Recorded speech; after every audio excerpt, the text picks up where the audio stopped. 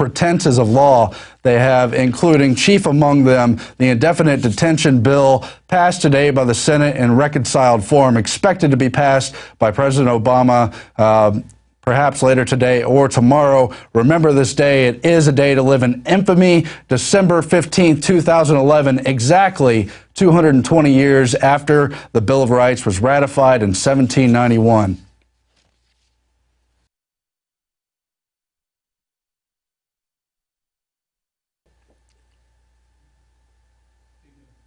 Now, this next article, as you see behind me, is key to the NDAA controversy over indefinite detention of Americans as well, but from a totally different angle. Paul Joseph Watson with another excellent article, Big Sis orders ICE to prepare for mass influx of immigrants. The directive follows the leaked KBR memo requesting subcontractors to service detention camps. Now, this is part of a longer, older controversy, but Homeland Security Chief Janet Napolitano has told ICE, that is the Immigration Customs Enforcement agency, to prepare for mass influx of immigrants into the United States, calling for a plan to deal with the shelter and processing of a large number of people. But if you look deeper into the article at the details behind the FEMA camps that do exist in this country, you'll see that they've long used the excuse of mass immigration, an overrun of illegal immigrants, whatever you want to call it. So you ask yourself, why do they allow so many people to come across the border, never seemingly able to enforce the policies already on the books, love them or hate them? And you see that whether it's the building of the KBR Halliburton subsidiary camps in 2006, whether it's Rex 84, or whether it's the U.S. Army War College, they were always preparing for a scenario where illegal immigrants overrun it. Also, the FEMA camp in Taylor, they have the same thing. It's for immigration enforcement. But what is it really for? Paul Joseph Watson reports that Rex 84, short for Readiness Exercise in 1984, was established under the pretext of a mass exodus of illegal aliens crossing the Mexican-U.S. border, the same pretext used in the language of the KBR request for services. However, during the Iran-Contra hearings in 1987, it was revealed that the program was a secretive scenario and drill developed by the federal government to suspend the Constitution, declare martial law, assign military commanders to take over the state and local governments, and detain large numbers of American citizens determined by the government to be national security threats. And it's the same thing here again as they activate the camps in the modern day with the passage of the bill that really declares war on Americans, or at least the potential to detain them indefinitely. And we have a video now from the Rex 84. Let's go to that, please. Up on screen are photocopies of the Miami Herald, and this goes back into the 1980s when they had congressional hearings dealing with shadow government and martial law. There's the headline, The Secret Government. And it talks about secret summits, a plan to take over the government. And it shows the people that were in charge of the continuity of government, Dick Cheney and others. And then we have a congressional hearing where we have Congressman Jack Brooks and others during Iran-Contra bringing up the secret plans, and they're told by Congressman Inouye that that can't be discussed. It's a national security issue. In the 1980s, the concentration camp program got a big boost. Colonel North, in your work at the NSC, were you not assigned at one time to work on plans for the continuity of government in the event of a major disaster? Mr. Chairman. I believe that question touches upon a highly sensitive and classified area, so may I request that you not touch upon that, sir. I was particularly concerned, Mr. Chairman, because I read in Miami papers and several others that there had been a plan developed by that same agency, a contingency plan in the event of emergency that would suspend the American Constitution. And I was deeply concerned about it and wondered if that was the area in which he had worked. I believe that it was, but I wanted to get his may I most confirmation. respectfully request that that matter not be touched upon at this stage. If we wish to get into this, I'm certain arrangements can be made for an executive session. And tragically, the only member who got close was Jack Brooks, and he was stopped by the chairman. But the truth of the matter is that, yes, you do have those standby provisions, and the plans are there, and the statutory emergency plans are there, whereby you could, in the name of stopping terrorism, apprehend, invoke the military, and arrest Americans and hold them in detention camps. So there you have it, that clip. Now, so if Rex 84 is just to deal with an overrun of illegal immigrants, why build the camps? Why not just try to enforce the border or something else? Of course, that's a complex question, not a one-dimensional answer, but maybe the answer has to do with they just want to trigger for martial law so they can clamp down on whoever they want to, just like in any other tyranny around the world for hundreds, if not thousands of years. It's just textbook. And of course, we also have quotes in that article dealing with the U.S. Army War College's Strategic Institute plan leaked in 2008, where they deal with massive civil unrest implied here for economic reasons, where they would use the defense establishment to reorient priorities in extremis to defend basic domestic order and human security. And that's in the report. That's something else we've covered in the past, but really shows you what road we're going down. Dark day indeed. Meanwhile, the SPLC has admitted to lying about Sheriff Mack, and he has a lawsuit pending. We wanted to cover this briefly because Sheriff Mack was very upset about, well, not the first time of being taken out of context. It just told outright lies, implying that he calls for violence when in fact he doesn't and never did. He spoke directly, however, with Mark Potok, head spokesman for the SPLC, the Southern Poverty Law Center.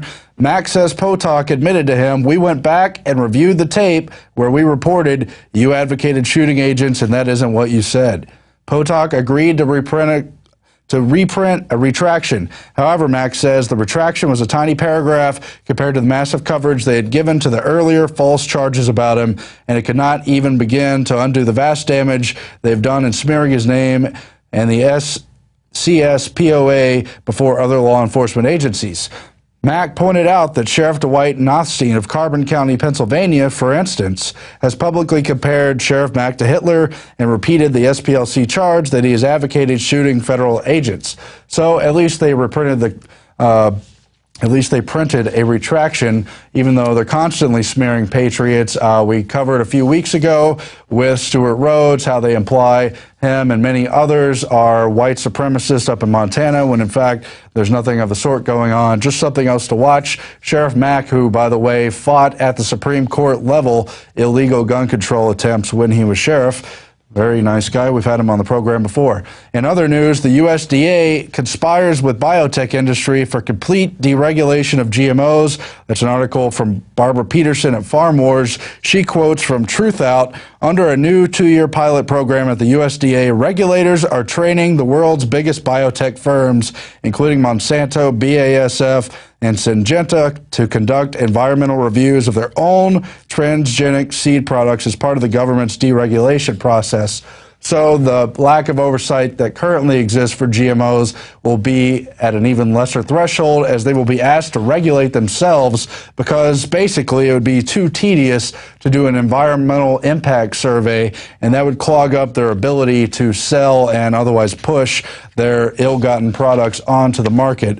Well, what do you expect? We know it's a revolving door between the various regulation agencies and government and these biotech firms, who, by the way, BASF, a good example of how it goes back to the cartel, that is IG Farben, and which also connects with the Bilderberg Group, where groups like Syngenta meet annually, as do Monsanto, at least time to time. Something else to keep an eye on. They will now be regulating themselves and telling you that the products are good for you, but they don't need to label them. Now, a different story. Inside Wukong, the Chinese village that fought back, an interesting profile of a small town of 20,000 people, a coastal fishing village town in China, For the first time on record, the Chinese Communist Party has lost all control, with the population of 20,000 in the southern fishing village now in open revolt.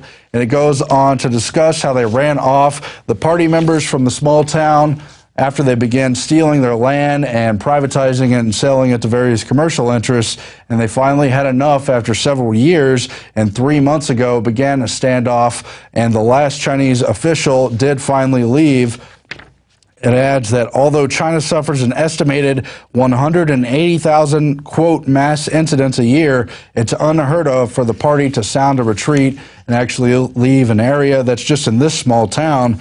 But, sorry, that's the wrong copy. I had a better markup. Anyway, it's a complex story, but in essence, they position the town to appoint 13 leaders to deal with negotiating with the police, who put their town under siege through a long standoff and struggle. But then they kidnapped 5 of those members. One of them died in custody, and that is basically when the town lost it and pushed out all the other authorities and began to regulate themselves, and found they were better off for it, even though more than 1,000 police surrounded this town of 20,000, not letting food, water, or fishing boats in or out, or any of the villagers. Nevertheless, they think they have enough food for the time being and are trying to resist the Communist Party's control, although it's certainly not over yet. Interesting story up on the London Telegraph.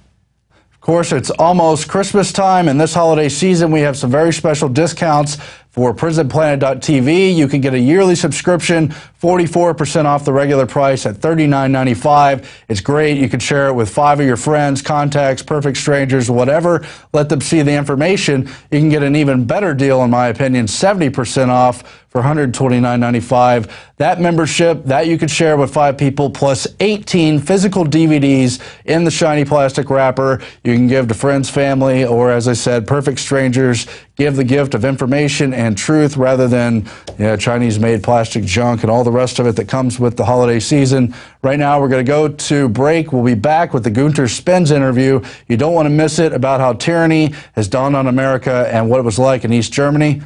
Thank you and good night. What's up with these sorry politicians? Lots of bark, but when it's showtime, whimpering like little shih tzus. You want big cuts. Ron Paul's been screaming it for years. Budget crisis? No problem. Got $1 trillion year one. That's trillion with a T. Department of Education? Gone. Interior, Energy, HUD, Commerce? Gone. Later, bureaucrats. That's how Ron Paul rolls. Want to drain the swamp? Ron Paul. Do it. I'm Ron Paul, and I approve this message. If you believe in this information and want to support its viral spread, go to the INFOWARS store at INFOWARS.com. We've got the new G.I. Joe INFOWARS t-shirts. We've got the incredible Pro Pure gravity-fed filters available at INFOWARS.com in the store. We've got a new DVD, Scientists Under Attack, the Don't Tread on Me flag. We've got all sorts of different bumper stickers to help spread the rebellion virally. It's all there. Wristbands, citizen rule books in every order. Order online at INFOWARS.com today. The water filters, the canteens. It's all there. INFOWARS.com.